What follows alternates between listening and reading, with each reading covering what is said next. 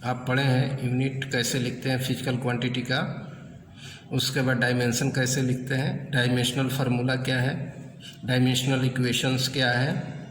Dimensional equation का application भी 3 ठो बताए थे, तीनों एप्लीकेशन का एक एक एग्जाम्पल है। और उस आधारित मैंने प्रिंसिपल ऑफ होमोजेनिटी भी बताया था, उस पर कुछ सवाल भी आते हैं। एक एक टाइप के सवाल को आपको बताते हैं तो सवाल कैसे बनेगा। तो क्लास 11th फिजिक्स, ठीक है। अब देखिए, जैसे है एक क्वेश्चन हम लेते हैं फर्स्ट में, what are the dimensions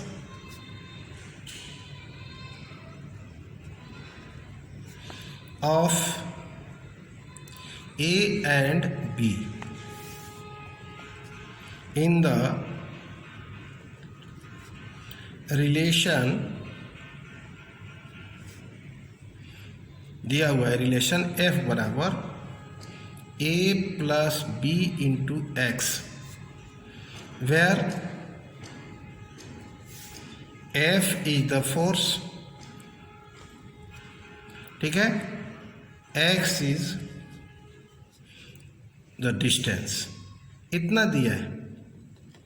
where f is the force, इस रिलेशन में f क्या है, फोर्स है, और x क्या है, डिस्टेंस है।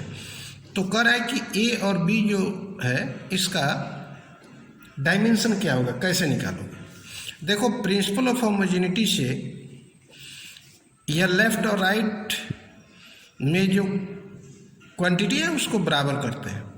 जैसे f बराबर हम लिख देंगे सीधे a। इसमें यह नहीं देखना है कि माइनस प्लस अलजेब्रा के अनुसार होगा, डायरेक्ट फिजिकल क्वांटिटी इसके बराबर हो गया।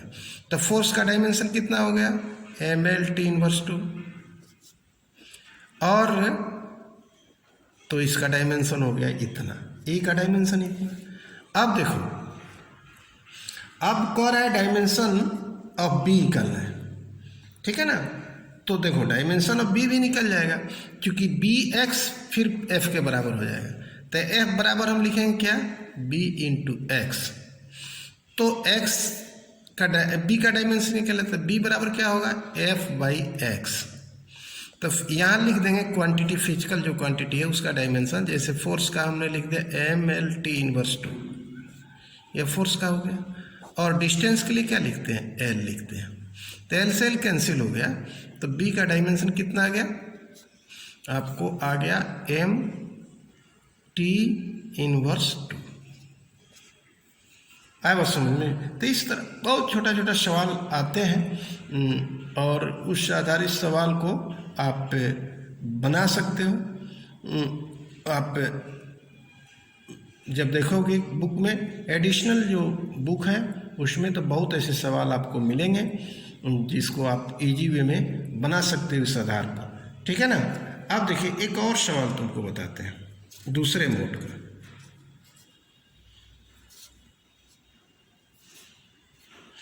जैसे मान लो ये सवाल दे दिया, दूसरा है, दूसरा सवाल क्या है कि if force F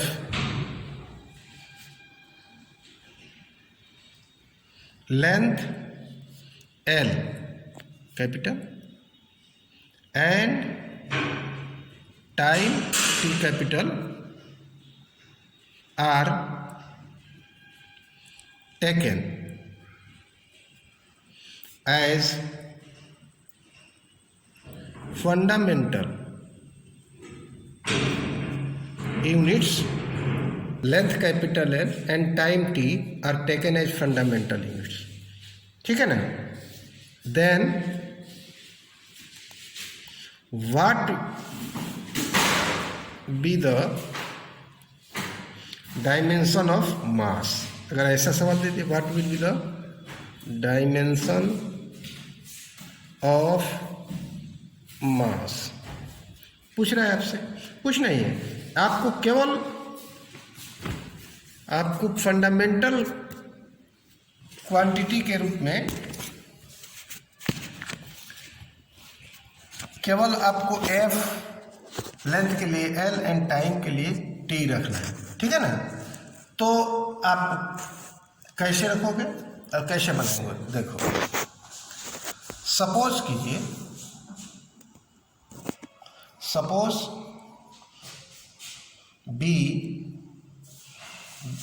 the dimension of B mass, the dimensions of mass का ही चूंकि पूछ रहा है, मास इज, अब देखिए फंडामेंटल क्वांटिटी क्या रखना है, एफ रखना है, और फिर क्या रखना है, एल रखना है, और फिर क्या रखना है, आपको टी रखना है, ठीक है ना।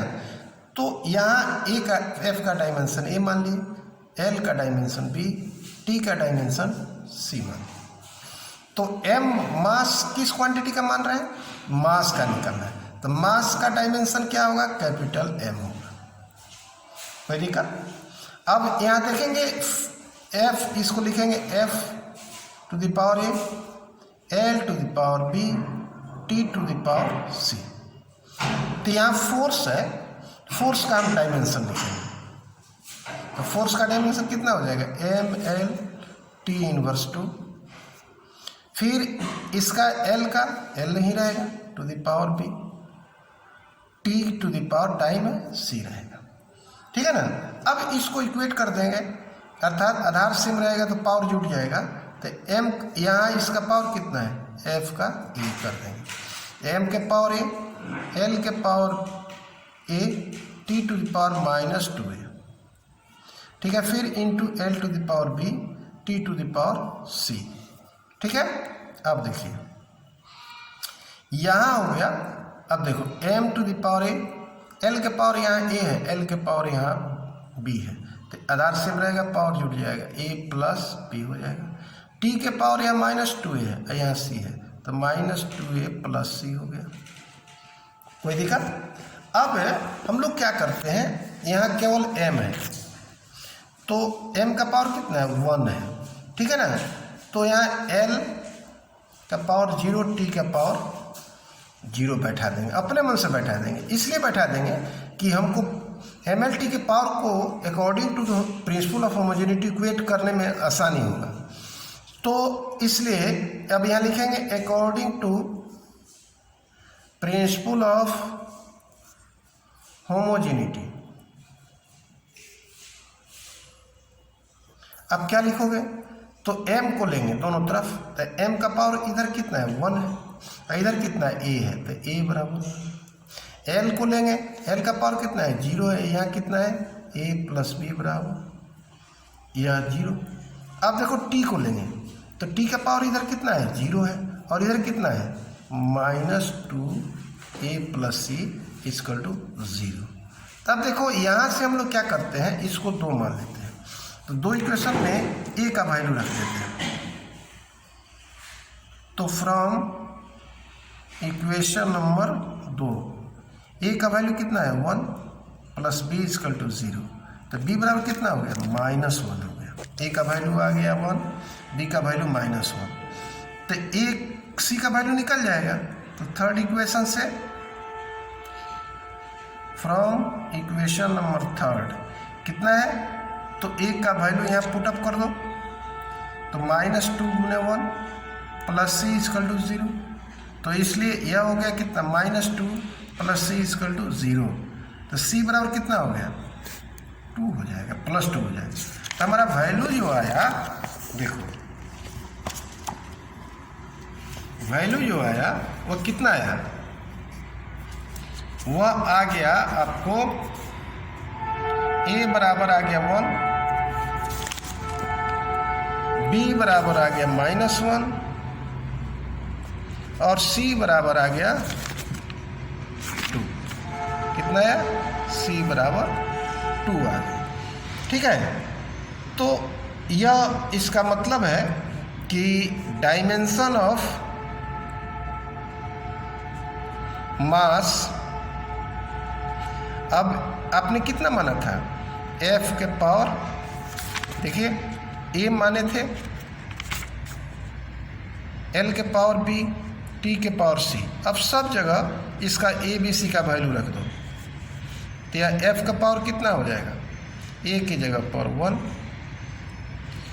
L के जगह पर -1, T के जगह पर 2। तो यह इसका डायमेंशन हो गया।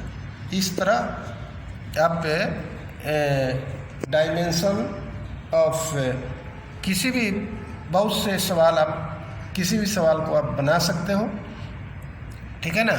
ऐसा सवाल बनाओगे, जैसे एक सवाल तुमको देते हैं, यह बनाना घर पर, नहीं बनेगा तो हम बताएंगे भी। एक सवाल ऐसा भी है, जैसे मान लो एक क्वेश्चन देते हैं तो इसको बनाना, find the dimensions of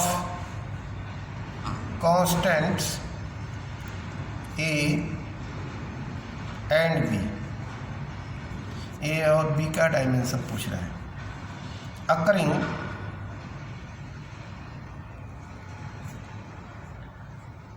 in wander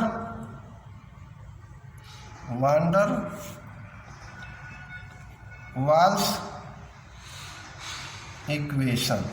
wander Waal equation P plus A/v² V minus B is equal to RT। तो देखो यह वांडर वाल्स इक्वेशन है, वेयर आपको दिया रहेगा P क्या है, प्रेशर है, V क्या है, वॉल्यूम है, और R एंड T कांस्टेंट है, ठीक है ना। तो इस तरह R और T का तो कुछ नहीं लिखेंगे, R is the gas constant और T इज द टेम्परेचर, ठीक है ना। तो इतना अगर दिया है तो A और B का डायमेंशन आपसे पूछता है, तब बनाइएगा, दिखाइएगा, ठीक है।